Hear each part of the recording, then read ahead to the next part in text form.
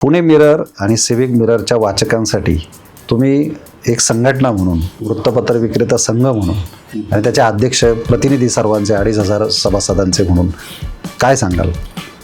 Pune mirror आणि civic mirror हे असे दोन पेपर आहेत की पुणे मिररचं पहिलं पान पाहिलं की आणि सिविक मिररचं पहिलं पान पाहिलं की एक ठामपणे निर्भीडपणे मांडणारं, कुठलंही म्हणजे अगदी पोर्शेचं गाडीचं प्रकरण असो नाही तर इतर अन्याय झालेले प्रकरण फ्रंट पेजवर सगळ्या मोठ्या हेडिंगमध्ये मांडणार आणि परखड आणि निर्भीड वृत्तपत्र.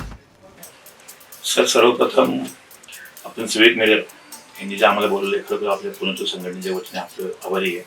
तर आतापर्यंत असं कुठलंही वृत्तपत्र नाही की त्याने आम्हाला याच्यावरती बोलवलं आहे. धन्यवाद आपलं. अशापासून एवढे आहे की वृत्तपत्रिकेने आम्ही सांगितलं पाहिजे सर्वप्रथम की तुम्हाला 100 पेपर मग आम्ही 10,000 रुपये नक्कीच देऊ.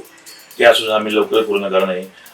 आणि प्रत्येक बऱ्याच अशा विक्रेते आहेत की ज्यांनी आपल्या प्रत्येक विक्रेता एक ग्रुप केलेला आहे आणि त्या ग्रुपमध्ये एखादं मॅगझिन आलं किंवा काय पेपरचा रेट चेंज झाला किंवा नवीन पुरवणी ऍड होणार आहे की त्याची माहिती आम्ही त्यांना देतो. त्यात मग ते मॅगझिन म्हणतात की इन्स्टंट सांगतात की आम्हाला उद्या हे पाठवू दे. त्यामुळे अजून ग्रोथ भेटलेली आहे.